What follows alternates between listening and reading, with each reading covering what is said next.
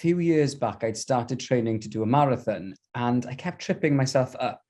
I was running with a friend who was training with me, and I almost fell in one point, and fell on my knees, fell on my face. And I said, I can't. Why am I tripping myself up? I can't understand what's happening here.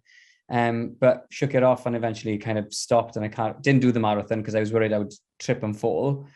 Not that I'd signed up or anything. I mean, it was just a pipe dream I had to start training for one.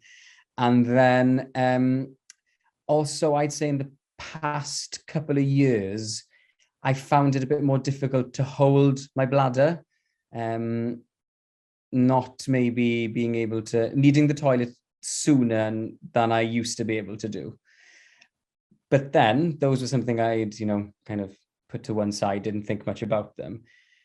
But then March of last year, I started having these bouts of lightheadedness, and sort of the room sort of waking up in the middle of the night and the room was spinning.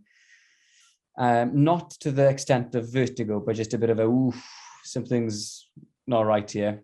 So I had it for about a week and a half. And then eventually I went to see my GP, because it came to when I was crossing the road, I had to sort of shut my eyes, look, and then do that without the place sort of spinning a little bit. And I thought, okay, if I can't cross the road properly, something's up here.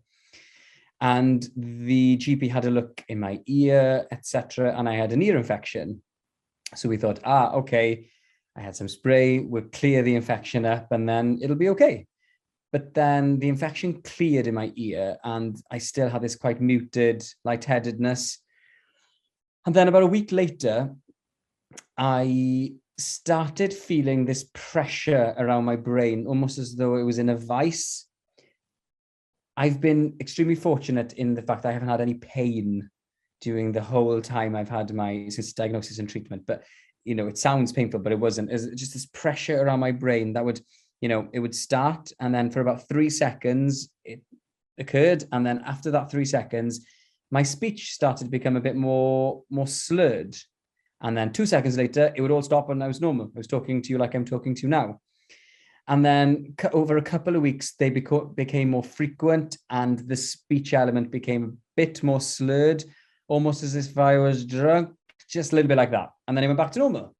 So it was strange, but it was one of those things which really wasn't obvious to people, but I could feel it and I knew something wasn't quite right. So people were saying, there's nothing wrong. There's nothing wrong. But you know your own body, and there's something not quite right here.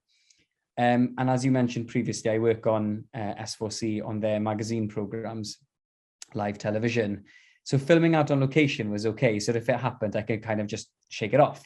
But when it came to live TV, where every second counts with someone shouting in your ear and you're trying to get your words out quickly, it came to a point where in one program, I slurred quite a bit during an end link of something. And I thought, okay. Although it wasn't very obvious to everyone else, it was obvious to me.